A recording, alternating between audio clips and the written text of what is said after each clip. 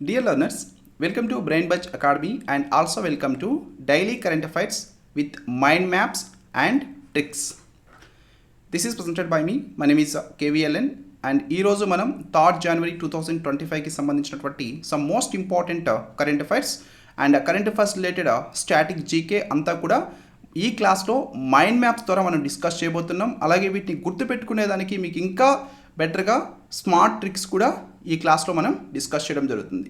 So మనకి brain buzz academy YouTube channel ద్వారా ప్రతిరోజు కూడా ఈ కరెంట్ అఫైర్స్ విత్ మైండ్ మ్యాప్స్తో మీకు ప్రొవైడ్ చేయడం జరుగుతుంది. అలాగే విత్ ట్రిక్స్ అండి, స్మార్ట్ ట్రిక్స్తో మీరు వాటిని ఈజీగా గుర్తుపెట్టుకునే విధంగా మనమైతే ఈ క్లాసెస్ ఇక్కడ ప్రొవైడ్ చేస్తూ ఉన్నాం.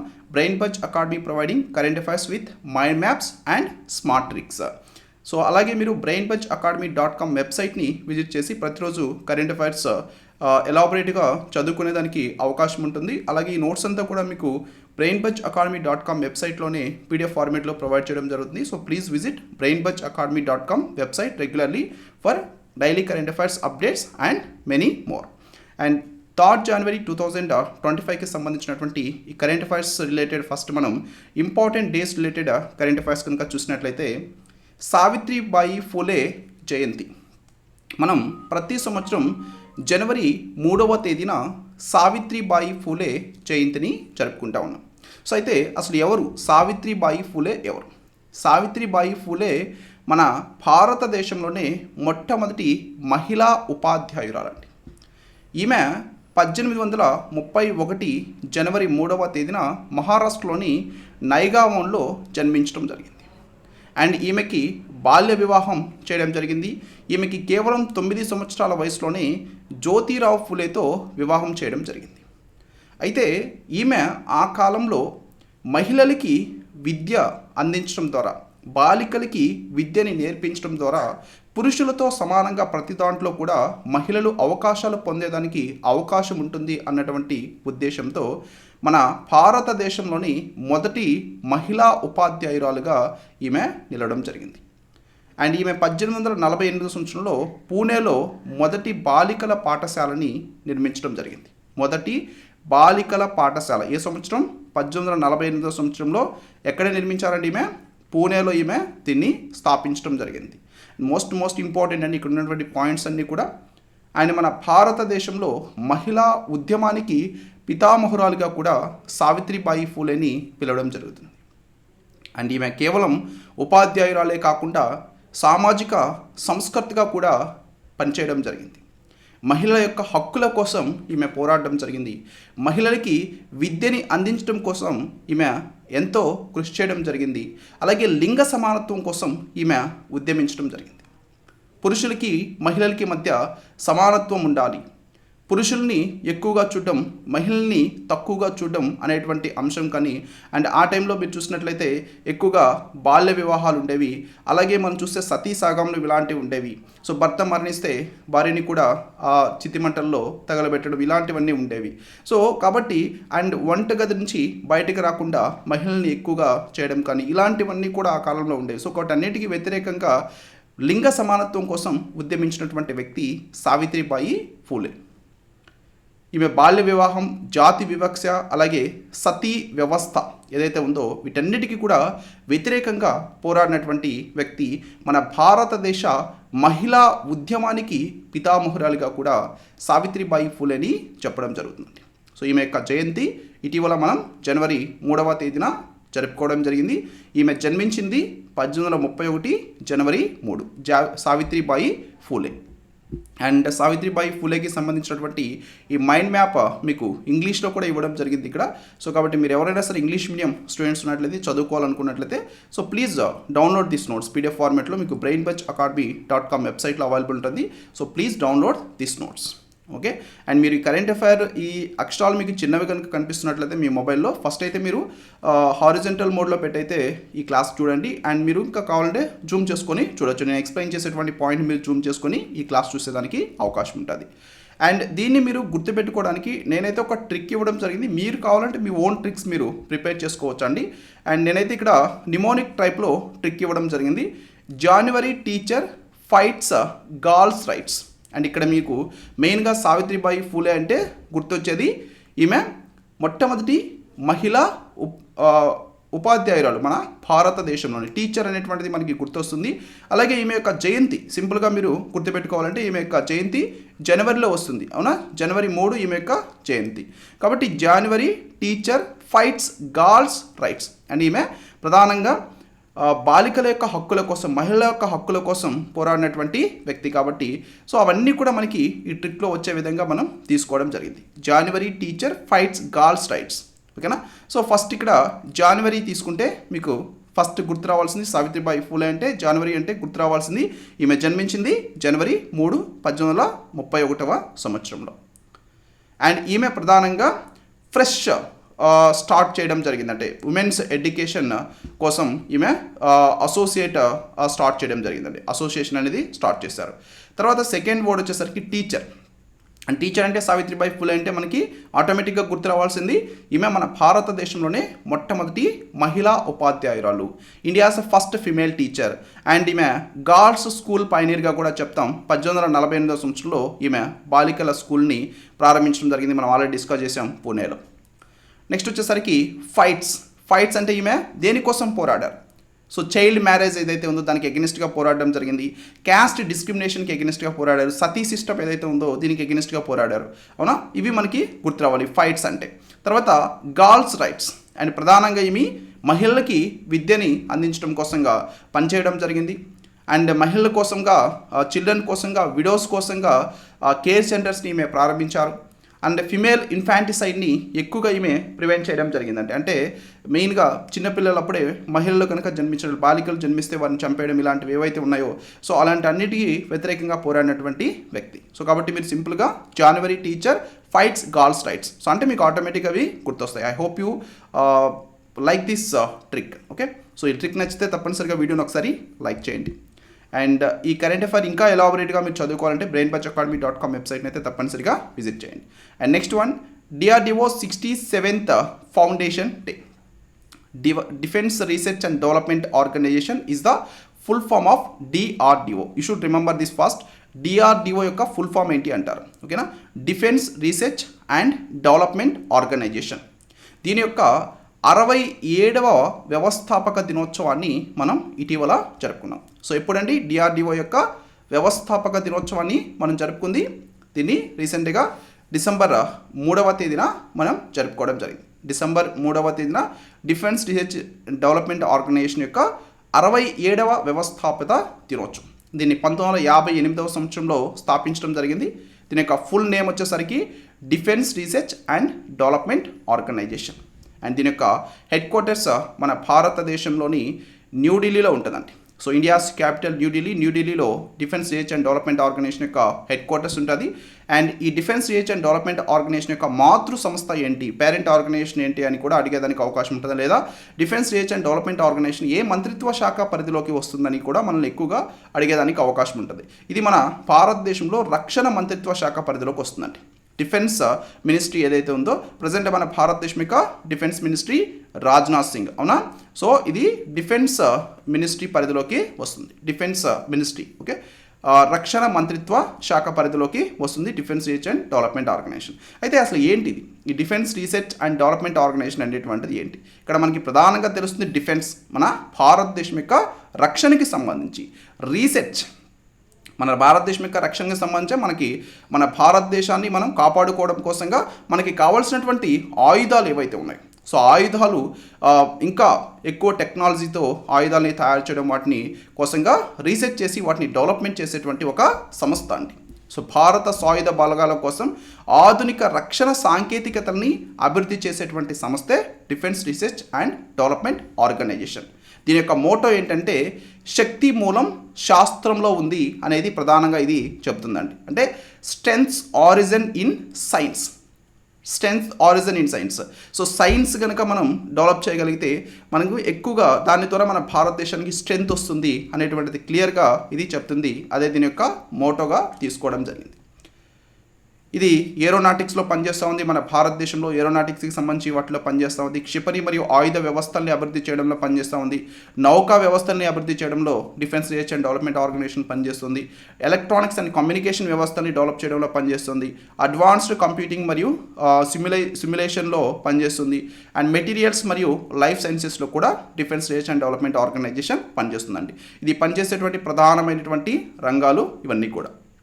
అలాగే ఈ defence research and development organisation ఇప్పటివరకు మన భారతదేశంలో చేపట్టినటువంటి ముఖ్యమైనటువంటి ప్రాజెక్టులు ఏంటి? ఇవి మన భారతదేశంలో చాలా ప్రాజెక్టులు ఇప్పటివరకు చేపట్టింది. వాటిలో ఇంపార్టెంట్ ప్రాజెక్ట్స్ కనుక మనం తీస్తే అగ్ని మరియు పృథ్వీ క్షిపణి శ్రేణులు ఏవైతే ఉన్నాయో వీటిని డెవలప్ చేసింది డిఆర్డిఓ. అలాగే light combat air craft Tejas అనేటువంటిది లైట్ కంబాట్ ఎయిర్ క్రాఫ్ట్ అండి. దీన్ని తయారు చేసింది కూడా ఈ ప్రాజెక్ట్ని, ఈ ఎయిర్ క్రాఫ్ట్ని తయారు చేసింది కూడా defence research and development organisation. And advanced towed artillery gun సిస్టమ్ని కూడా defence research and development organisation develop చేయడం జరిగింది.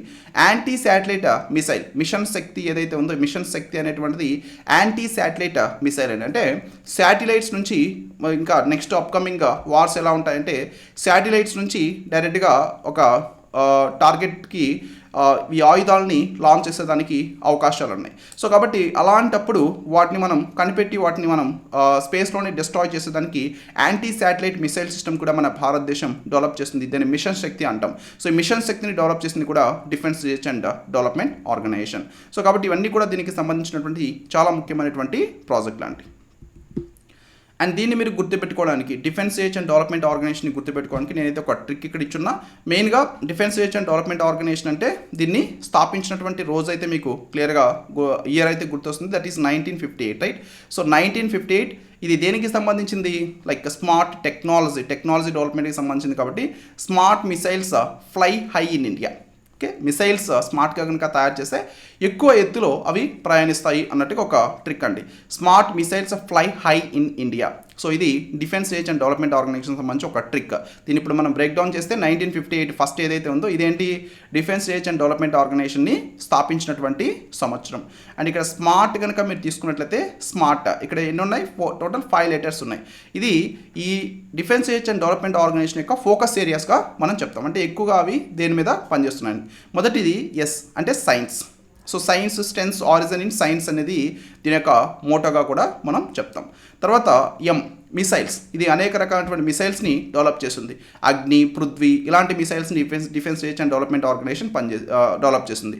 తర్వాత ఏ అంటే aerospace. So Tejas light combat aircraft దీన్ని డెవలప్ చేసింది డిఆర్డిఓ. తర్వాత యుఏవీస్. సో ఇవన్నీ కూడా ఏరోస్పేస్కి సంబంధించి. అండ్ నెక్స్ట్ వచ్చేసరికి ఆర్ అంటే రీసెర్చ్. డిఆర్డిఓ అంటేనే మనకి దాంట్లోనే ఉంది రీసెర్చ్ అనేది. So research cutting edge defence టెక్నాలజీస్కి సంబంధించి ఎక్కువగా ఇది రీసెర్చ్ చేస్తూ ఉంటుంది. అండ్ లాస్ట్ వన్ వచ్చేసి టెక్నాలజీ.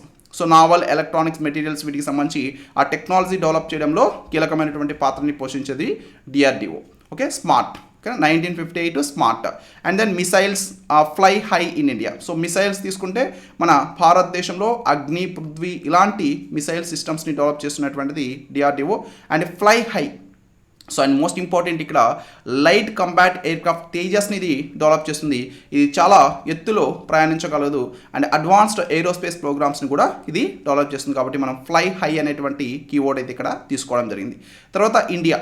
సో డిఆర్డిఓ మన భారతదేశం ఈ డిఫెన్స్ ఎక్విప్మెంట్ ఏదైతే ఉందో ఆ డిఫెన్స్ ఎక్విప్మెంట్ కోసంగా వేరే ఒక దేశానికి వెళ్ళి వాళ్ళని అడిగి వాళ్ళ దగ్గర నుంచి మనం వాళ్ళకి అమౌంట్ కట్టి తెచ్చుకోకుండా మన భారతదేశంలోనే ఎక్కువగా ఈ సెల్ఫ్ రిలయన్స్ ఉండాలి డిఫెన్స్లో అనేటువంటి దాని మీద పనిచేస్తున్నటువంటిది డిఆర్డిఓ. ఇది మినిస్ట్రీ ఆఫ్ డిఫెన్స్ కింద పనిచేస్తూ ఉంటుంది. కాబట్టి దానికి సంబంధించి India. Okay, this is 1958 smart missiles fly high in India. This is the trick to remember Defense Research and Development Organization. Next అంతర్జాతీయ అంశాలకి సంబంధించినటువంటి కరెంట్ అఫైర్స్ కనుక మనం చూసినట్లయితే చైనాలో ఊపిరితిత్తుల వ్యాధులు ఇప్పుడు పెరుగుతూ ఉన్నాయి. ఇక్కడ ప్రధానంగా మనం రీసెంట్ టైమ్స్లో ఎక్కువగా వింటూ ఉన్నాం హెచ్ఎంపివి వైరస్. హెచ్ఎంపివి ఇది చాలా ప్రధానమైనటువంటి సమస్యగా ఇప్పుడు చైనా దేశంలో ఉంది. Surge in respiratory diseases in China with HMPV as a key concern. And respiratory diseases మనకి ఇప్పుడు ప్రజెంట్ ఈ 21st సెంచరీలో కోవిడ్ అప్పటి నుంచి కనుక ప్రధానంగా మనం తీసుకుంటే మనకి ఎక్కువగా ఇవన్నీ కూడా ఎఫెక్ట్ చూపిస్తుంది మన ఊపిరితిత్తుల మీద. సో మన మానవుని యొక్క రెస్పిరేటరీ సిస్టమ్ మీద ఎక్కువగా ఇది పనిచేస్తూ ఉంది. అండ్ మెయిన్గా దీనివల్ల ఏమవుతుంది, మనం సరైన గాలి తీసుకోకపోవడం అండ్ వీటిని అటాక్ చేసేటువంటి ఇమ్యూనిటీ కూడా మనకి లేకపోవడం, ఇలాంటివి అనేకం మనం ఫేస్ చేస్తూ ఉన్నాం. మెయిన్గా ఆక్సిజన్ అందక ఎన్నో వేల లక్షల మంది మనకి కరోనా వలన మరణించడం జరిగింది. సో కాబట్టి అలాంటి మరొక వైరస్గా దీన్ని చెప్తాం HMPV. ఇది ఇప్పుడు చైనాలో ఎక్కువగా ఉంది. Human meta pneumo virus. దీని యొక్క ఫుల్ ఫామ్ తీసుకున్నట్లయితే human meta pneumo virus. This is the full form of HMPV అండి. You should remember this, human meta pneumo virus. This is the full form of HMPV. చైనాలో ఊపిరితిత్తుల వ్యాధులు ఇప్పుడు పెరుగుతూ ఉన్నాయి కాబట్టి ప్రస్తుతం ఈ HMPV అనేటువంటిది వార్తల్లో ఉంది. ఈ హ్యూమన్ మెటా న్యూమో వైరస్ ఏదైతే ఉందో ఈ కేసులు గణనీయంగా చైనా దేశంలో ఇప్పుడు పెరుగుతూ ఉన్నాయి. దీనివల్ల చైనా దేశంలో ఆసుపత్రులు ఎక్కువగా నిండిపోతూ ఉన్నాయి. న్యూమోనియా కేసులు ఎక్కువగా పెరిగిపోతాయి. న్యూమోనియా అనేటువంటిది ప్రధానంగా ఊపిరితిత్తుల మీద ప్రభావం చూపించేటువంటిది. దానివల్ల శ్వాస సరిగ్గా తీసుకోలేకపోవడం, ఇలాంటి సమస్యలు అనేటువంటివి వస్తూ ఉంటాయి. ఈ HMPV వలన ప్రధానంగా ఆ సమస్య అనేటువంటిది కలుగుతూ ఉంది. అయితే ఈ HMPV వైరస్ సోకినటువంటి వారికి ఎలాంటి లక్షణాలు ఉంటాయి? సో లక్షణాలు ప్రేమగా మనం చూస్తే కరోనా వలన ఎలాంటి లక్షణాలు ఉన్నాయో సో ఆల్మోస్ట్ అలాంటి లక్షణాలే ఈ వైరస్ సోకినటువంటి వారికి కూడా మనకి కనిపిస్తూ ఉన్నాయి. లైక్ జలుబు రావడం కానీ, పిల్లలు వృద్ధుల మీద ఎక్కువగా ఇది ప్రభావం చూపిస్తూ ఉంది, ఫీవర్ రావడం కానీ. ఇప్పటి వరకు దీనికి వ్యాక్సిన్ లేదండి. ఇప్పుడైతే ప్రస్తుతం మెయిన్గా ఇది చైనా దేశంలో అయితే ఉంది. ప్రస్తుతం మన భారతదేశంలో అయితే అఫీషియల్గా దీనికి సంబంధించి ఈ వైరస్ మన భారతదేశంలోకి ఎంటర్ అయినట్లుగా ఎక్కడా లేదు. మన భారత ప్రభుత్వం దీనికి సంబంధించి చర్యలు తీసుకుంటా ఉంది. NCDC ఈ పరిస్థితిని మన భారతదేశంలో ఇప్పుడు పర్యవేక్షిస్తూ ఉంది. అండ్ తెలియని రోగకారకాలని నిర్వహించేందుకు చైనా ప్రోటోకాల్లు సిద్ధం చేస్తూ ఉంది. ఈ చైనా కూడా దీనికి సంబంధించి అయితే చాలా కసరత్తులు చేస్తూ ఉంది. బట్ చైనాలో అయితే దీనికి సంబంధించి కేసులు ఇప్పుడు చాలా ఎక్కువగా పెరిగిపోయినాయని మనం క్లియర్గా చెప్పొచ్చు. Okay, so human meta pneumo virus, this is the full form of HMPV. This is very very important అండి. దాని యొక్క లక్షణాలు కానీ అవి మెయిన్గా మనం ప్రధానంగా గుర్తుపెట్టుకోవాలి. నెక్స్ట్ జాతీయ అంశాలకి సంబంధించినటువంటి current affairs.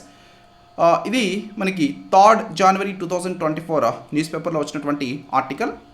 Manmohan memorial, Ekta Sthal, Vijay ghat, Rashtriya Smriti Sthal on government short list.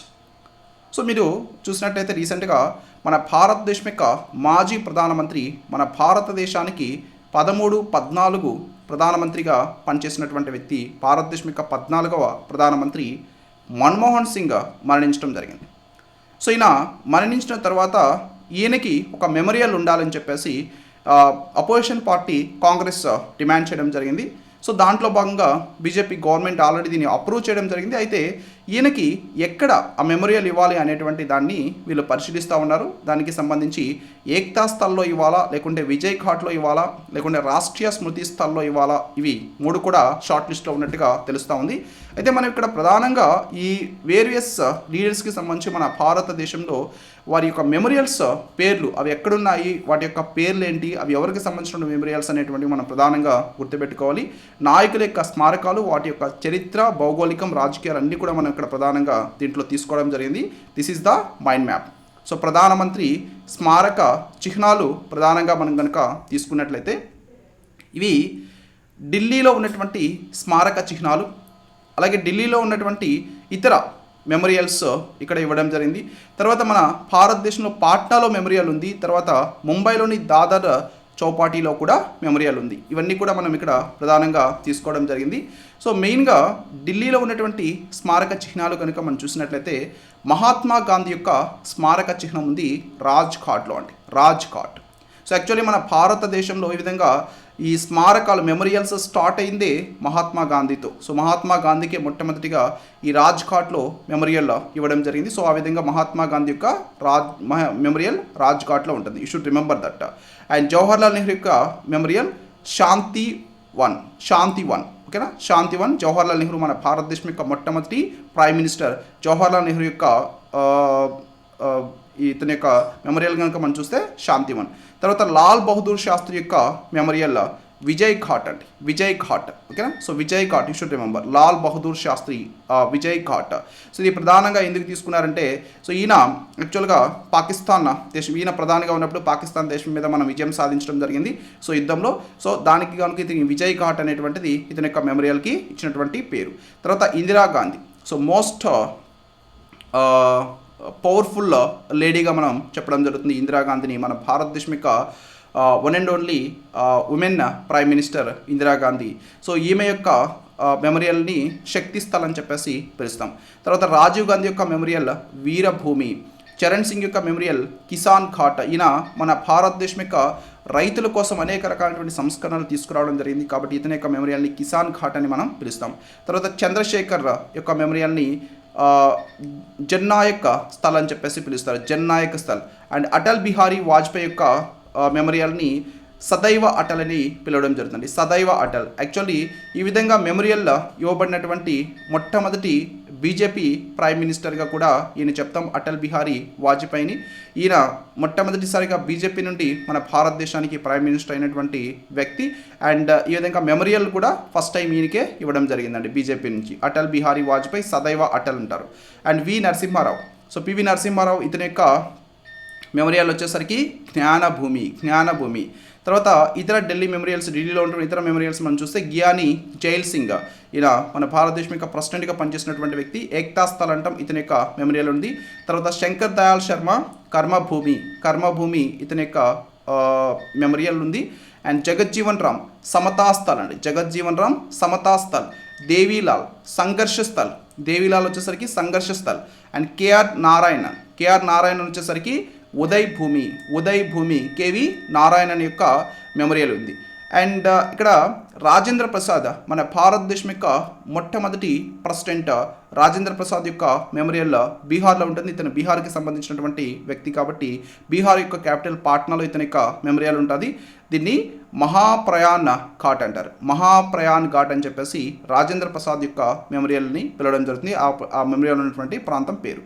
And doctor BR Ambedkar యొక్క మెమోరియల్ వచ్చేసరికి మహారాష్ట్రలోని ముంబైలో ఉంటుందండి, ముంబైలోని దాదర్ చౌపాటీలో ఇతని యొక్క మెమోరియల్ ఉంటుంది.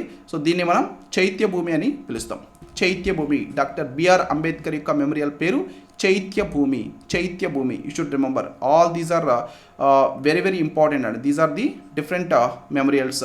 వేరియస్ లీడర్స్గా మంచి మన్మోహన్ సింగ్ యొక్క మెమోరియల్ ఎక్కడ ఇస్తారనేటువంటిది అయితే మనం వేచి చూడవలసి ఉంది.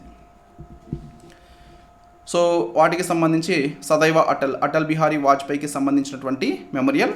అండ్ శాంతివన్ ప్రధానమంత్రి జవహర్లాల్ నెహ్రూకి సంబంధించినటువంటి మెమోరియల్. శక్తి స్థల్ ఇందిరాగాంధీకి సంబంధించినటువంటి మెమోరియల్ ఇది. అండ్ కిసాన్ ఘాట్ లైక్ చరణ్ సింగ్కి సంబంధించినటువంటి మెమోరియల్ ఇది.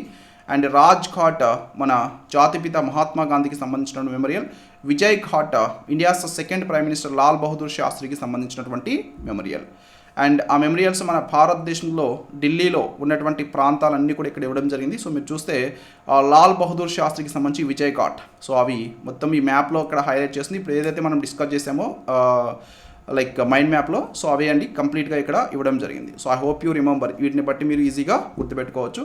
అయితే మెమోరియల్స్ అన్నీ కూడా గుర్తుపెట్టుకునే దానికి ఒక విజువలైజేషన్ ట్రిక్ అయితే నేను ఇక్కడ ఇవ్వడం జరిగిందండి. సో ఇక్కడ నేను లైక్ ఒక వర్డ్ రూపంలో అలాగా తీసుకోలేదు. సో ఇక్కడ విజువలైజేషన్లో తీసుకున్నాను, అంటే మీరు ఊహించుకోవచ్చు. సో ఊహించుకొని గుర్తుపెట్టుకునే దానికి అవకాశం ఉంటుంది ఇది. So imagine procession in Delhi. So ఢిల్లీలో ఒక ప్రొసెషన్ జరుగుతూ ఉందని, అంటే ప్రొసెషన్ అంటే ఒక ఊరేగింపు జరుగుతూ ఉందనుకోండి. సో ఆ ఊరేగింపుకి గాంధీ, సో గాంధీ హెడ్గా వ్యవహరిస్తున్నారు. Gandhi leads that procession. Gandhi అంటే మనకి ప్రధానంగా గుర్తొచ్చేది మన జాతి పిత, సో అంటే ఒక రాజుగా మనం చెప్పొచ్చు. సో గాంధీ యొక్క మెమోరియల్ ఉన్నటువంటిది రాజ్ ఘాట్లో. ఓకేనా, you should remember Gandhi Raj ghat. And తర్వాత ఇతని తర్వాత ఈ ఊరేగింపు ఏదైతుందో ఊరేగింపులో నెక్స్ట్ గాంధీ తర్వాత ఉన్నటువంటి వ్యక్తి నెహ్రూ. సో నెహ్రూ అంటే మనకి ప్రధానంగా గుర్తొచ్చేది శాంతివన్ ఇతని యొక్క మెమోరియల్ ఉన్నటువంటిది. ఇతని తర్వాత నెక్స్ట్ శాస్త్రి ఫాలో అవుతున్నారు, శాస్త్రి. సో అండ్ ఇతని యొక్క memorial victory. Okay, so and next Indira Gandhi next follow అవుతున్నారు. స్ట్రెంగ్త్, శక్తి స్థల్ అంటారు ఈమె యొక్క మెమోరియల్ శక్తి స్థల్. తర్వాత రాజీవ్ గాంధీ. సో రాజీవ్ గాంధీ అంటే మనకి ప్రధానంగా గుర్తొచ్చేది bravery. Okay, bravery. Okay, so ఇతని యొక్క మెమోరియల్ వచ్చేసరికి రాజీవ్ గాంధీకి సంబంధించినటువంటి మెమోరియల్ ఏంటండి, దట్ ఈస్ వీర్ భూమి, బ్రేవరీ, వీరుడు, అవునా, బ్రేవ్, వీరుడు అనేటువంటిది మనకి ప్రధానంగా గుర్తు రావాలి. తర్వాత చరణ్ సింగ్. సో చరణ్ సింగ్ ఈయన రైతులకి సంబంధించి చాలా కీలకమైనటువంటి రిఫార్మ్స్ తీసుకొచ్చినటువంటి వ్యక్తి కాబట్టి ఇతనికి సంబంధించి చరణ్ సింగ్ ఎవరైతే ఉన్నారో చరణ్ సింగ్ కిసాన్ ఘాట్ అని, కిసాన్ అంటే రైతులు, కిసాన్ ఘాట్ అని చెప్పేసి మనం పిలవడం జరుగుతుంది, దాని యొక్క మెమోరియల్. సో తర్వాత చంద్ర ఫాలో అవడం జరుగుతుంది, one of the main important leader. So at the end Atal Bihari Vajpayee follow అవుతున్నారు, forever. So Sadaiv Atal, forever Sadaiv Atal. And తర్వాత నరసింహారావు ఫాలో అవుతున్నారు, నాలెడ్జ్. సో నరసింహారావు, పివి నరసింహారావుకి వచ్చేసరికి పివి నరసింహారావు యొక్క దీని పేరు జ్ఞాన్ భూమి అంటే, జ్ఞాన్ అంటే నాలెడ్జ్, ఓకేనా. So you should remember like Rao knowledge. ఈ విధంగా ఈ మార్చ్ అయితే జరుగుతూ ఉంది ఢిల్లీలో. సో దెన్ అహ్మదాబాద్కి వచ్చేసరికి, అహ్మదాబాద్లో వచ్చేసరికి నందా. సో గుల్జారీలాల్ నందా ఉంది, ఫియర్లెస్ అని చెప్పేసి పిలవడం జరుగుతుందండి. సో ఇక్కడ ఇతని యొక్క మెమోరియల్. సో తర్వాత మొరార్జీ దేశాయ్, సో నారాయణ్ ఘాట్ ప్రధానంగా ఉంటుంది, మొరార్జీ దేశాయ్కి సంబంధించి. సో వీళ్ళు యొక్క డివోషన్ అనేది ప్రధానంగా ఇక్కడ మనకి కనిపిస్తుంది. ఈ విధంగా విజువలైజేషన్ ట్రిక్ అయితే మీరు ఇక్కడ గుర్తుపెట్టుకోవచ్చు. లైక్ ఒక ఊరేగింపు జరుగుతూ ఉంది, ఆ ఊరేగింపులో ఒకరి తర్వాత ఒకరు మీరు ఇవన్నీ గుర్తుపెట్టుకోవాలి. లైక్ గాంధీ, తర్వాత నెహ్రూ, తర్వాత నెహ్రూ అంటే మనకి శాంతి, తర్వాత శాస్త్రి అంటే మెయిన్గా గుర్తు రావాల్సింది విక్టరీ, ఇందిరా అంటే స్ట్రెంత్ గుర్తు రావాలి, రాజీవ్ అంటే బ్రేవరీ గుర్తు రావాలి. ఓకే, సో ఆ విధంగా మీరు విజువలైజేషన్ ట్రిక్ అయితే ఇక్కడ గుర్తుపెట్టుకోవచ్చు. Next, on road to Mahakumbh, the 84 pillars of faith, it's a symbolic way to attain moksha. This is a very very important current affair. Maha Kumbh Mela ఇప్పుడు జరగబోతుంది మన భారతదేశంలో. దీనికి సంబంధించి 84 పిల్లర్స్, ఈ విధంగా మీరు రోడ్ చూస్తున్నారు కదా, ఇది ఉత్తరప్రదేశ్ రాష్ట్రంలోని ప్రయాగ్రాజ్లో 84 పిల్లర్స్తో ఈ విధంగా నిర్మించడం. 84 పిల్లర్స్. ఎన్ని పిల్లర్స్ అనేది కూడా గుర్తుపెట్టుకోవాలి ఇక్కడ మీరు, 84 పిల్లర్స్. సో ఈ 84 పిల్లర్స్ని ఏమంటాం, పిల్లర్స్ ఆఫ్ ఫెయిత్ అంటాం. ఫెయిత్ అంటే నమ్మకానికి ఇవి ఒక చిహ్నాలు, నమ్మకానికి చిహ్నాలు అండి ఈ 84 పిల్లర్స్ కూడా. అండ్ మీరు చూస్తే ఈ విధంగా మనకి 84 పిల్లర్స్ని నిర్మించడం జరిగింది. అండ్ ఈ పిల్లర్స్ పైన మీరు ఇక్కడ చూసినట్లయితే, సో ఇక్కడ ప్రధానంగా మనకి దీంట్లో కనిపించేది ఈ శాండ్ స్టోన్ పిల్లర్స్. అండ్ దీన్ని అష్టాకే స్తంభం అని చెప్పేసి పిలుస్తారు, అష్టాకే స్తంభం అంటారు హిందీలో. పిల్లర్స్ ఆఫ్ ఫెయిత్ అంటాం మనం ప్రధానంగా చెప్పాలంటే ఇంగ్లీష్లో, అంటే మోక్షానికి చిహ్నాలుగా మనం తెలుగులో వీటిని చెప్పడం జరుగుతుంది. ఒక్కొక్క పిల్లర్ని నిర్మించడానికి 20 lakh rupees ఖర్చు అవ్వడం జరిగిందండి. దీనికి 20 lakh rupees ఖర్చు పెట్టి ఈచ్ పిల్లర్ని ఇక్కడ వీళ్ళు నిర్మించడం జరిగింది. అండ్ ప్రతి ఒక్క పిల్లర్ మీద మీరు చూసినట్లయితే ఈ విధంగా ఒక కైలాస్ని కూడా వీళ్ళు ఏర్పాటు చేయడం జరిగింది, Kailash. And most importantly each pillar, ప్రతి ఒక్క పిల్లర్ మీద కూడా 108 నేమ్స్ ఆఫ్ లార్డ్ శివ వీళ్ళు ఇక్కడ ముద్రించడం జరిగింది. సో లార్డ్ శివాకి సంబంధించి 108 నేమ్స్ కూడా వీళ్ళు ప్రతి ఒక్క పిల్లర్ మీద కూడా వీళ్ళు డిస్ప్లే చేయడం జరిగింది, వాటిని రాయడం జరిగిందండి. ఓకే, సో అది మనకి ప్రధానంగా దానికి సంబంధించి గుర్తుపెట్టుకోవాల్సింది. అండ్ మహాకుంభమేళా ఇప్పుడు 2025వ సంవత్సరంలో ఇది జరగబోతుంది. దీనికి సంబంధించి మనం మెయిన్గా గుర్తుపెట్టుకోవాలి, మహాకుంభమేళా ఎప్పటి నుంచి ఎప్పటి వరకు జరగబోతుందండి.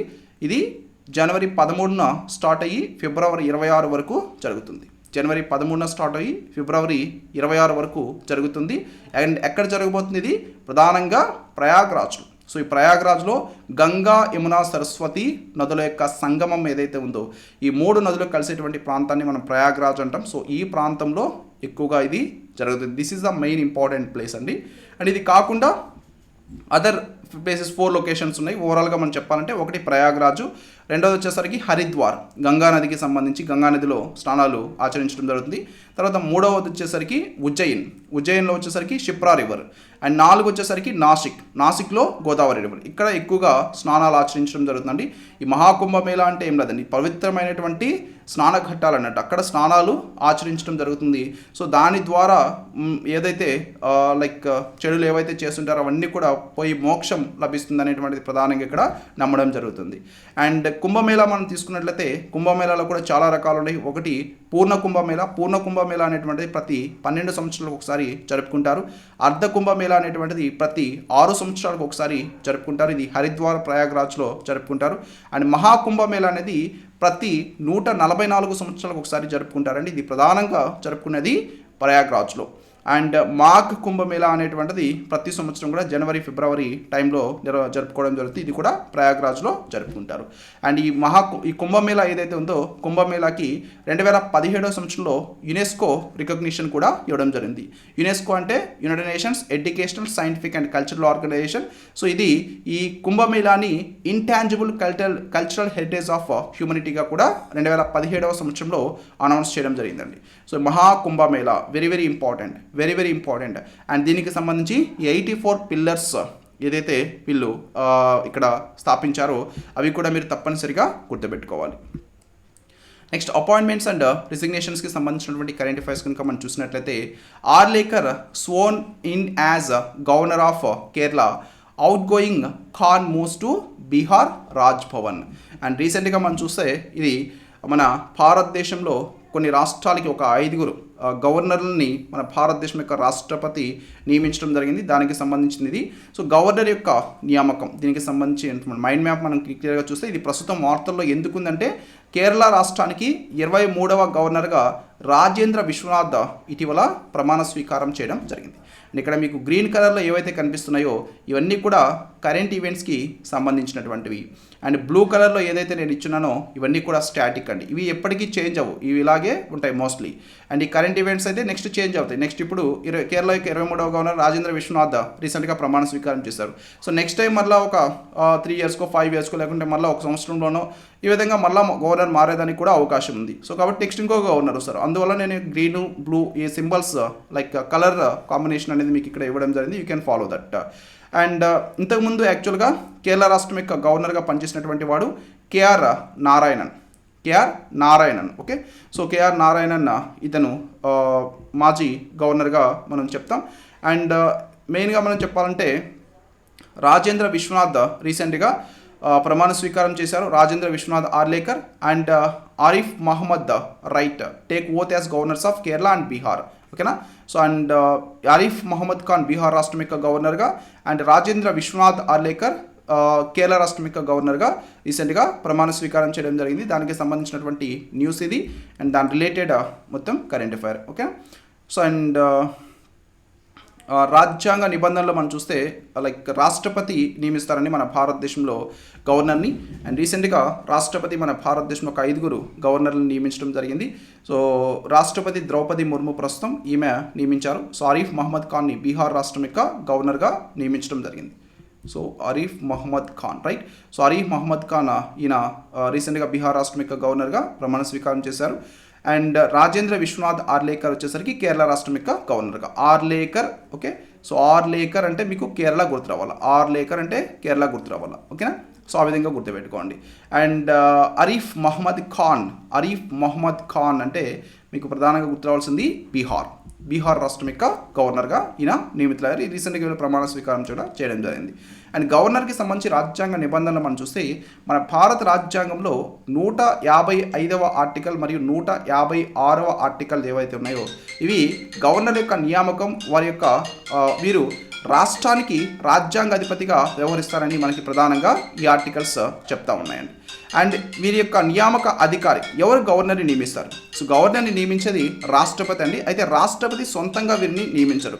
వీరిని నియమించడానికి ప్రధానమంత్రి నేతృత్వంలోని మంత్రిమండలి యొక్క సలహా మేరకు రాష్ట్రపతి గవర్నర్ని నియమించడం జరుగుతుంది.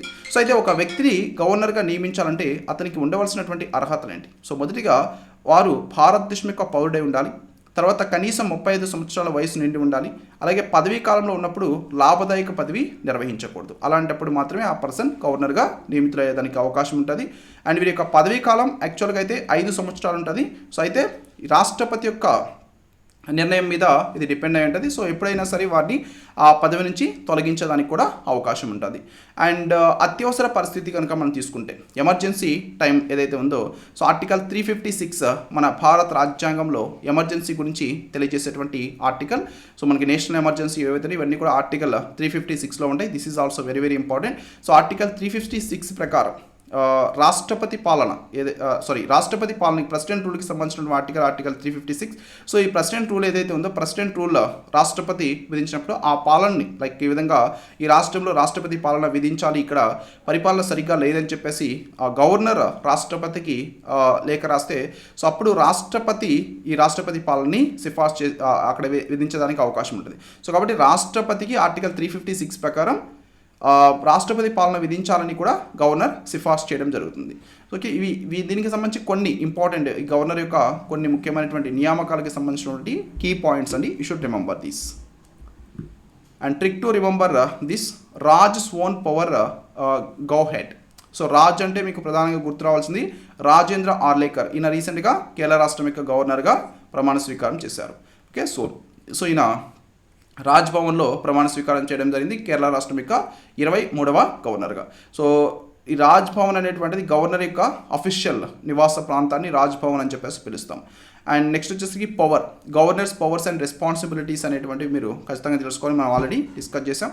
అండ్ GOV అంటే గవర్నర్స్ అపాయింట్మెంట్ రూల్స్ అండి. సో ఆర్టికల్ 155, ఆర్టికల్ 156 గవర్నర్ యొక్క నియామక నిబంధనల గురించి ప్రధానంగా ఇవి తెలియజేస్తూ ఉంటాయి. అండ్ హెడ్, ఇతను రాష్ట్రంలో కాన్స్టిట్యూషనల్ హెడ్గా చెప్తాం. ఓకేనా. సో కేంద్రపాలిత ప్రాంతాలు ఏవైతే కేంద్రపాలిత ప్రాంతాలు కూడా మెయిన్గా మనకి అసెంబ్లీస్ ఉన్నటువంటి కేంద్రపాలిత ప్రాంతాల్లో కూడా ఈయన హెడ్గా వ్యవహరించడం జరుగుతుంది. ఓకేనా. ప్రధానంగా స్టేట్స్ తీసుకుంటే స్టేట్స్లో కాన్స్టిట్యూషనల్ హెడ్గా ఉండేటువంటి వాడు governor. Okay, Raj sworn power GOV head. So ఈ విధంగా మీరు పర్టికులర్గా ఈ కరెంట్ అఫైర్కి సంబంధించి అయితే గుర్తుపెట్టుకోవచ్చు. అండ్ గవర్నర్స్ అపాయింట్మెంట్కి సంబంధించి ఈ ట్రిక్ అయితే మీరు గుర్తుపెట్టుకోండి. CAPET D is the governor's appointment related trick. So ఇక్కడ C అంటే సిటిజన్ ఆఫ్ ఇండియా అయి ఉండాలి, భారతదేశం యొక్క పౌరుడై ఉండాలి. సో ఏజ్ అంటే ఎన్ని సంవత్సరాలు, 35 సంవత్సరాలు నిండి ఉండాలి. తర్వాత P అంటే profit of office not allowed, so లాభదాయకమైనటువంటి పదవుల్లో ఉండకూడదు. అండ్ E అంటే executive, legislative and judicial powers ఈయనకి ఉంటాయి. ఓకే. అండ్ T అంటే టెన్యూర్, 5 years టెన్యూర్ ఉంటుంది, అయితే ప్రెసిడెంట్స్ ప్లెజర్ మీద ఉంటుంది, ప్రెసిడెంట్ ఎప్పుడైనా రిమూవ్ చేయొచ్చు. D అంటే ఇతను డ్యూయల్ రోల్ వ్యవహరిస్తారండి, రాష్ట్రాల్లో రాజ్యాంగాధిపతిగా వ్యవహరిస్తారు, అలాగే ఈ కేంద్రానికి రాష్ట్రాలకి మధ్య ఈయన అనుసంధానకర్తగా కూడా పనిచేయడం జరుగుతుంది. సో యూనియన్ స్టేట్ లింక్ కీలక పాత్ర పోషించేటువంటి వాడు గవర్నర్. సో ఇది గవర్నర్ అపాయింట్మెంట్కి సంబంధించి క్యాపెట్ డి. సో మీరు జస్ట్ ఇది గుర్తుపెట్టుకుంటే సరిపోదండి, ఇవి కూడా మీకు తెలిస్తే ఆటోమేటిక్గా మీకు ఎగ్జామ్లో ఈ ట్రిక్ గుర్తొచ్చినప్పుడు సింపుల్గా మీరు ఆన్సర్ చేసడానికి అవకాశం ఉంటుంది, బాగా గుర్తొస్తాయి అన్నట్టు. నెక్స్ట్ అవార్డులు మరియు రివార్డులకి సంబంధించినటువంటి current affairs. Manu Bhaker gets governments not for the Dhyan Chand Khel Ratna. So రీసెంట్గా 2025వ సంవత్సరానికి గాను మన భారతదేశంలో నేషనల్ స్పోర్ట్స్ అవార్డ్స్ని అనౌన్స్ చేయడం జరిగిందండి. నేషనల్ స్పోర్ట్స్ అవార్డ్స్, జాతీయ క్రీడా పురస్కారాలు 2025 సంవత్సరంలో రీసెంట్గా అనౌన్స్ చేశారు. 2024వ సంవత్సరానికి సంబంధించినటువంటి పురస్కారాలు జాతీయ క్రీడా పురస్కారాలు. సో ఈ జాతీయ క్రీడా పురస్కారాలు పూర్తిగా మనం తప్పనిసరి గుర్తుపెట్టుకోవాలి, వీటి మీద డెఫినెట్లీ క్వశ్చన్ అడిగేదానికి అవకాశం ఉంటుంది. ఇక్కడ మీకు లెటర్స్ చిన్నవిగా ఉంటే ఒకసారి జూమ్ చేసి అయితే చూడండి. మొదటిగా major Dhyan Chand Khel Ratna award. Major Dhyan Chand Khel Ratna award అనేటువంటిది మన భారతదేశంలో క్రీడాకారులకు ఇచ్చేటువంటి అత్యున్నత పురస్కారంగా దీన్ని చెప్తాం. సో ఇప్పుడు 2024వ సంవత్సరానికి గాను మేజర్ ధ్యాన్ చంద్ ఖేల్ రత్న అవార్డుని మొత్తం 4 ఇవ్వడం జరిగిందండి. సో వాళ్ళు ఒకరు డి గుకేష్ ఈయన మన భారతదేశం నుంచి రీసెంట్గా వరల్డ్ చెస్ ఛాంపియన్గా నిలిచినటువంటి వ్యక్తి D Gukesh. World chess championship విజేత డి గుకేష్కి ఈ అవార్డుని అనౌన్స్ చేశారు. తర్వాత హర్మన్ ప్రీత్ సింగ్కి ఇచ్చారు. తర్వాత ప్రవీణ్ కుమార్, అలాగే మను భాకర్. సో ఈ మను భాకర్ వచ్చేసరికి రీసెంట్గా ప్యారిస్ ఒలింపిక్స్ ఏవైతే జరిగినా ప్యారిస్ ఒలింపిక్స్లో 2 మెడల్స్ ఈమె సాధించారు మను భాకర్. సో ఈమెకి కూడా ఈ అవార్డు ఇవ్వడం జరిగింది. సో ఈ 4 కూడా ఈ అవార్డు ఇచ్చారు. అండ్ వీరు ఒక్కొక్కరు 25 లక్షల రూపాయలు నగదు బహుమతి పొందడం జరుగుతుందండి. సో మేజర్ ధ్యాన్ చంద్ ఖేల్ రత్న అవార్డుకి ఇచ్చేటువంటి నగదు బహుమతి 25 లక్షల రూపాయలు. తర్వాత Arjuna award. So Arjuna award మీరు చూసినట్లయితే 32 మందికి ఈ అర్జున అవార్డు ఇవ్వడం జరిగిందండి. 32 మందికి అర్జున అవార్డు ఇచ్చారు. సో వీరిలో అథ్లెట్లు వీళ్ళ 32 మంది అథ్లెట్లు 16 మంది పారాలింపియన్లు ఉన్నారు. సో వీరంతా కూడా అర్జున అవార్డు పొందినటువంటి వారు. అర్జున అవార్డు పొందినటువంటి వారికి 15 లక్షల నగదు బహుమతి ఇస్తారండి. సో ఒక్కసారి అయితే నేమ్స్ చదువుతాను, మీరు ఒకసారి గుర్తుపెట్టుకోండి నేమ్స్. మేబీ అర్జున అవార్డ్స్ ఎక్కువ ఉన్నా కానీ వీటిలోంచి కూడా ఫోకస్ చేసి అడిగేదానికి అవకాశం ఉంటుంది.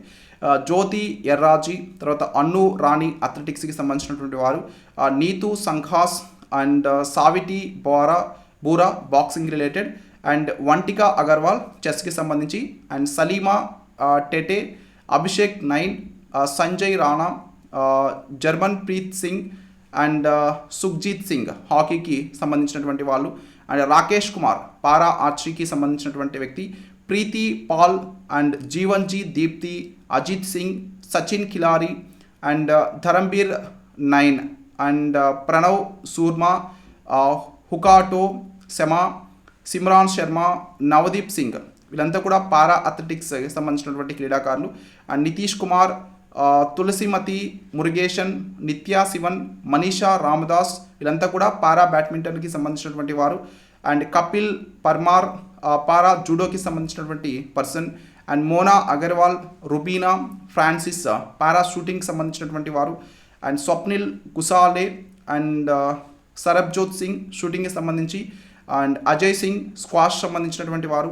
అండ్ సజన్ ప్రకాష్ స్విమ్మింగ్కి సంబంధించి, అండ్ అమన్ సెహ్రావత్ రెజ్లింగ్కి సంబంధించి వీరంతా కూడా 32 మంది వీరందరికీ కూడా అవార్డ్స్ ఇవ్వడం జరిగింది. 32 మందికి ఇచ్చారండి అర్జున అవార్డ్స్. ఆ తర్వాత అర్జున అవార్డులు లైఫ్ టైమ్ అచీవ్మెంట్ కేటగిరీలో అర్జున అవార్డ్స్ వచ్చేసరికి సుచా సింగ్కి ఇచ్చారు అథ్లెటిక్స్కి సంబంధించి. అలాగే పారా స్విమ్మింగ్కి సంబంధించి మురళీకాంత్ పేట్కర్కి ఇవ్వడం జరిగింది, వీరిద్దరికి ఇచ్చారు. అండ్ ద్రోణాచార్య అవార్డు వచ్చేసరికి ద్రోణాచార్య అవార్డు సుభాష్ రాణాకి ఇచ్చారు, పారా షూటింగ్కి సంబంధించినటువంటి వ్యక్తి. తర్వాత షూటింగ్లో దీపాలి దేశ్ పాండేకి ఇవ్వడం జరిగింది. అండ్ హాకీలో వచ్చేసరికి సందీప్ సాంగ్వాన్కి ఇచ్చారు. అండ్ ద్రోణాచార్య జీవితకాల పురస్కారం వచ్చేసరికి ఎస్ మురళీధరన్ బ్యాడ్మింటన్లో, తర్వాత ఫుట్బాల్లోకి వచ్చేసరికి ఆర్మాండో కొలాకోకి ఇచ్చారు. ఈ ద్రోణాచార్య అవార్డు పొందినటువంటి వారు ఎవరైతే ఉన్నారో వీరికి 15 లక్షల రూపాయలు నగదు బహుమతి ఇవ్వడం జరుగుతుంది. తర్వాత రాష్ట్రీయ ఖేల్ ప్రోత్సాహన్ పురస్కార్, రాష్ట్రీయ ఖేల్ ప్రోత్సాహన్ పురస్కారాన్ని ఫిజికల్ ఎడ్యుకేషన్ ఫౌండేషన్ ఆఫ్ ఇండియాకి ఇచ్చారండి, physical education foundation of India. తర్వాత మౌలానా అబుల్ కలాం ఆజాద్ ట్రోఫీ చండీగఢ్ విశ్వవిద్యాలయానికి ఇచ్చారు. సో ఇవి కంప్లీట్గా 2024 సంవత్సరానికి గాను జాతీయ క్రీడా పురస్కారాల list. You should remember this mind map. మీరు ఎగ్జామ్కి వెళ్ళిన తర్వాత ఈ మైండ్ మ్యాప్ మీకు మైండ్లో ఉండాలి. సో అప్పుడే మీరు ప్రతిదీ కూడా కరెక్ట్గా ఆన్సర్ చేసేదానికి అవకాశం ఉంటుంది. సో కాబట్టి దీన్ని చదవండి, మరలా చదవండి, మీకు సింపుల్గా గుర్తుంటాయి. మీకు మీకు సింపుల్గా ఎలా అంటే ఎగ్జామ్లోకి వచ్చేసరికి లైక్ మేజర్ ధ్యాన్ చంద్ ఖేల్ రత్న పురస్కారం అన్నారు. సో ఈ పర్టికులర్ మైండ్ మ్యాప్లో so like right side top కార్నర్లో సో మీకు ఎవరు నలుగురు సో మొత్తం పొందినటువంటి ఎవరు డి గుకేష్, హర్మన్ ప్రీత్ సింగ్, ప్రవీణ్ కుమార్, అలాగే that is Manu Bakar. Okay, so ఈ విధంగా మీకు సింపుల్గా గుర్తుంటాయి. You should remember. సో ఇది ఇంగ్లీష్కి సంబంధించిన mind map, you can follow. And మీరు గుర్తుపెట్టుకోవాలంటే మేజర్ ధ్యాన్ చంద్ ఖేల్ రత్న పురస్కారాల విజేతల్ని గుర్తుపెట్టుకునే దానికి ఒక ట్రిక్ అయితే నేను ఇచ్చాను. Great hockey players match, great hockey players match అనేటువంటిది ట్రిక్ అండి. సో అండ్ జీ అంటే గ్రేట్. సో గ్రేట్ అంటే ఇక్కడ ప్రధానంగా జీ తీసుకోండి గ్రేట్లోంచి. సో మనకి చెస్ అనేటువంటిది చాలా గ్రేట్ క్రీడగా కూడా మనం చెప్తాం, మైండ్తో ఆడేటువంటిది. So G great Gukesh. Okay, so chess champion, ప్రపంచ చెస్ ఛాంపియన్గా నిలిచినటువంటి వాడు. సో తర్వాత హాకీకి సంబంధించినటువంటి వారు హర్మన్ ప్రీత్ సింగ్, ఈమె హాకీ కెప్టెన్ అండి. Hockey H Harmanpreet Singh. తర్వాత ప్లేయర్స్, ఓకే, ప్రవీణ్ కుమార్ ఈయన para high jumper, so players P. తర్వాత మ్యాచ్ మను బాకర్, ఈమె pistol shooter M. Okay, M Manu Bhaker pistol shooter ఈమె. So great hockey players match మీరు ధ్యాన్ చంద్ ఖేల్ రత్న పురస్కారాలని గుర్తుపెట్టుకోండి 2024 సంవత్సరానికి సంబంధించి.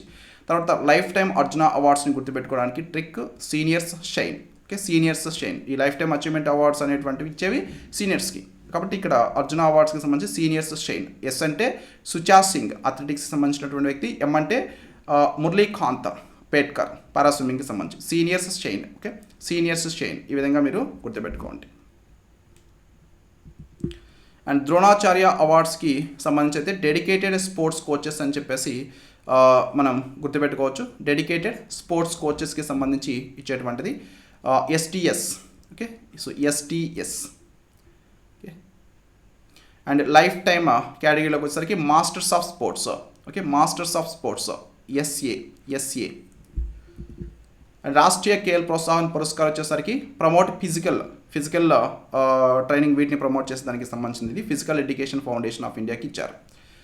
మౌలానా అబుల్ కలాం ఆజాద్ ట్రోఫీ వచ్చేసరికి ఇది చండీగఢ్ చాంప్స్కి ఇచ్చారు. విన్నర్ చండీగఢ్ యూనివర్సిటీ అండి, చండీగఢ్ యూనివర్సిటీ.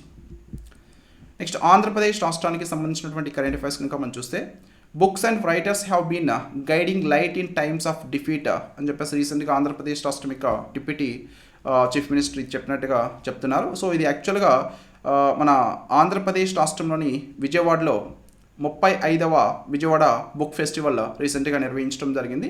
సో దానికి సంబంధించినటువంటి కరెంట్ అఫైర్ అండి. ఇక్కడ మీరు సింపుల్గా గుర్తుపెట్టుకోవాల్సింది ఎన్నవ విజయవాడ బుక్ ఫెస్టివల్ ఇటీవల నిర్వహించారంటే 35వ విజయవాడ బుక్ ఫెస్టివల్ నిర్వహించారు. 2 days దీన్ని నిర్వహించడం జరిగింది. 35వ విజయవాడ పుస్తక ప్రదర్శన. సో డిప్యూటీ సీఎం కే పవన్ కళ్యాణ్ ఇక్కడ దీన్ని ప్రధానంగా ప్రారంభించడం జరిగిందండి. ఓకేనా. సో 35వ విజయవాడ పుస్తక ప్రదర్శన ప్రారంభించింది డిప్యూటీ చీఫ్ మినిస్టర్. అండ్ అది ఎక్కడ ప్రారంభించారు? విజయవాడలోని ఇందిరాగాంధీ మున్సిపల్ కార్పొరేషన్ స్టేడియంలో ప్రారంభించడం జరిగింది. 11 రోజుల ప్రదర్శన అండి ఇది. 11 రోజుల ప్రదర్శన 12 వరకు, లైక్ జనవరి 12 వరకు జరుగుతుంది. 2 రోజులు కాదు, సారీ, ప్లీజ్ కరెక్ట్ ఇట్. 12 రోజుల్లో జరుగుతుంది. జనవరి 12 వరకు కూడా ఇది జరుగుతుంది. 11 రోజులు జనవరి 12 వరకు జరుగుతుంది. సో పుస్తక ప్రియులు, రచయితలు, అలాగే ప్రచురణకర్తలను వీరందరినీ కూడా ఎక్కువగా ఆకర్షించేటువంటిది 35th Vijayawada book festival. Next వచ్చేసి తల్లికి వందనం అనేటువంటి పథకం ఇటీవల మనకి వార్తల్లో ఉంది. తల్లికి వందనం అంటే మనకి ప్రధానంగా గుర్తొచ్చేది లాస్ట్ టైం టీడీపీ పార్టీ ఇచ్చినటువంటి హామీల్లో 6 హామీస్ ఏవైతే ఉన్నాయో సూపర్ 6 అని. ఈ సూపర్ 6లో ఒకటి తల్లికి వందనం. ఈ తల్లికి వందనం అనేటువంటిది యాక్చువల్గా ఇంతకుముందు వైఎస్ఆర్సీపీ గవర్నమెంట్ ఉన్నప్పుడు అమ్మఒడి అనేటువంటి పథకం ఉండేది. సో అమ్మఒడి పథకం టైప్లో ఇక్కడ తల్లికి వందనం అనేటువంటిది వీళ్ళు అనౌన్స్ చేశారు. ఈ తల్లికి వందనం ప్రజెంట్ అకాడమిక్ ఇయర్లో అయితే ఇవ్వట్లేదు, నెక్స్ట్ అకాడమిక్ ఇయర్ నుంచి ఇస్తామని చెప్పేసి రీసెంట్గా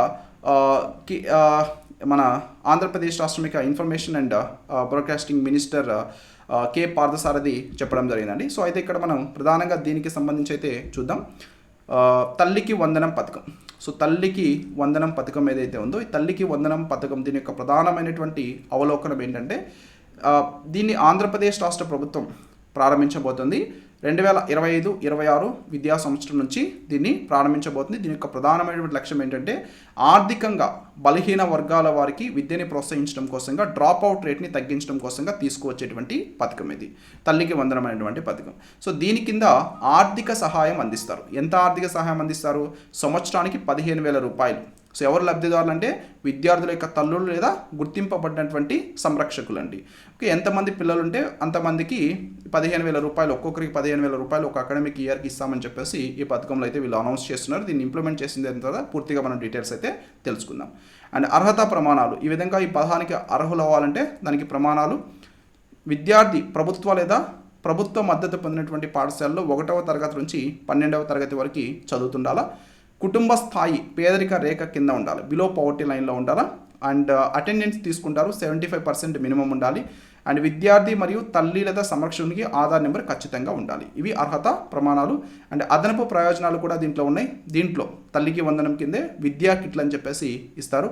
పాఠ్యపుస్తకాలు, నోట్బుక్స్, యూనిఫామ్స్, షూస్, బెల్ట్, అలాగే టైలు, సాక్స్ ఇవి కూడా దీంట్లో ఇవ్వడం జరుగుతుంది. ఇదంతా ఒక కిట్ లాగా ఇస్తారు. ఈ తల్లికి వందనం అనేటువంటిది నెక్స్ట్ అకాడమిక్ ఇయర్ నుంచి స్టార్ట్ చేస్తామని చెప్పేసి రీసెంట్గా మినిస్టర్ చెప్పడం జరిగింది. That's why it is in news. And దీనికి సంబంధించిన ట్రిక్ అయితే మీరు గుర్తుపెట్టుకోవచ్చు. తల్లి కేర్స్ అని చెప్పేసి ఇది ట్రిక్ మీరు గుర్తుపెట్టుకోవచ్చు. టీ అంటే తల్లికి వందనం స్కీమ్ నేమ్. ఏ అంటే ఏ రాష్ట్రానికి సంబంధించింది? ఆంధ్రప్రదేశ్ రాష్ట్రానికి సంబంధించినటువంటిది. ఎల్ అంటే ఎప్పుడు లాంచ్ అయిపోతున్నారు? 2025-26 అకాడమిక్ ఇయర్లో. మరొక ఎల్ అంటే లైఫ్ లైన్. ఎంత ఇవ్వబోతున్నారు? ఒక్కొక్కరికి 15,000 రూపాయలు ఇవ్వబోతున్నారు. అండ్ ఐ ఇంక్లూజివ్ ఎడ్యుకేషన్ కోసంగా, ఇది బిలో పవర్టీ లైన్లో ఉన్నటువంటి వారి కోసంగా ఇచ్చేటువంటిది. తర్వాత సి అంటే క్రైటీరియా. సో ఎన్రోల్మెంట్ క్లాస్ 1 నుంచి 12 వరకు 75% అటెండెన్స్ ఉండాలి. అండ్ ఏ అంటే ఆధార్ అథెంటికేషన్ తప్పనిసరి. అండ్ ఆర్ అంటే రీసోర్సెస్ ప్రొవైడ్ చేస్తారు ఈ దీంట్లోనే, like educational kits, textbooks, uniforms, shoes, socks ఇవి కూడా ఇస్తారు. అండ్ ఈ అంటే ఈక్విటీ గోల్, అంటే ఎడ్యుకేషన్ ప్రతి ఒక్కరికి ఇవ్వాలనేటువంటి.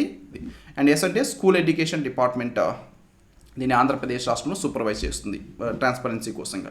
తల్లి కేర్స్ అనేటువంటిది this is the trick for Thalliki Vandanam scheme. And story based visualisation కూడా నేను ఇక్కడ ఇచ్చిన, మీకు ఏది నచ్చితే అది ఫాలో అవ్వచ్చు. సో ఇక్కడ ఇమాజిన్ చేసుకోండి, లైక్ ఒక మదర్ అంటే మనం తల్లి అంటాం తెలుగులో, రైట్? సో తల్లి ఒక గవర్నమెంట్ స్కూల్ ముందు నించో ఉంది, తన పక్కన తన యొక్క చైల్డ్ కూడా ఉన్నారు. అండ్ తను ఒక బ్యాగ్ పట్టుకుంది. సో ఆ బ్యాగ్ మీద 15,000 రూపాయలు అని చెప్పేసి రాసింది ఒక లేబుల్. అండ్ ఆ బ్యాగ్లో టెక్స్ట్ బుక్స్ ఉన్నాయి, ఆ బ్యాగ్లో యూనిఫామ్స్, తన యొక్క కుమారుడు ఎవరైతే ఉన్నారో చైల్డ్ యూనిఫామ్స్ వేసుకో ఉన్నారు, షూస్ వేసుకో ఉన్నారు, తను సాక్స్లు వేసుకో ఉన్నాడు. ఇవన్నీ కూడా తల్లికి వందనం కింద ఇచ్చేటువంటి అంశాలు. ఓకే, తన స్కూల్స్ బ్యానర్ వచ్చేసరికి ఏముంది, ఎడ్యుకేషన్ ఫర్ ఆల్ అనేది ఉంది. 75% అటెండెన్స్ తప్పనిసరి అనేది ఆ స్కూల్ బ్యానర్ ఉందండి అక్కడ, ఓకేనా? సో అట్ ద ఎంట్రన్స్లో. అండ్ ఆధార్ కార్డ్ స్కానర్ ఉంది అక్కడ, ensures that all families are verified for eligibility. This is the story based visualisation related to this Thalliki Vandanam scheme. So ఇవి 3rd January 2025కి సంబంధించినటువంటి some most important current affairs with mind maps and tricks. So ఈ video మీకు నచ్చితే తప్పనిసరిగా like చేయండి. అలాగే మీరు brain buzz academy YouTube channel ఇప్పటివరకు సబ్స్క్రైబ్ చేసుకోకపోతే ప్లీజ్ సబ్స్క్రైబ్. అండ్ ఈ నోట్స్ అంతా కూడా మీరు డౌన్లోడ్ చేసుకోవచ్చు. దానికోసం brainbuzzacademy.com వెబ్సైట్ని అయితే తప్పనిసరిగా విజిట్ చేయండి.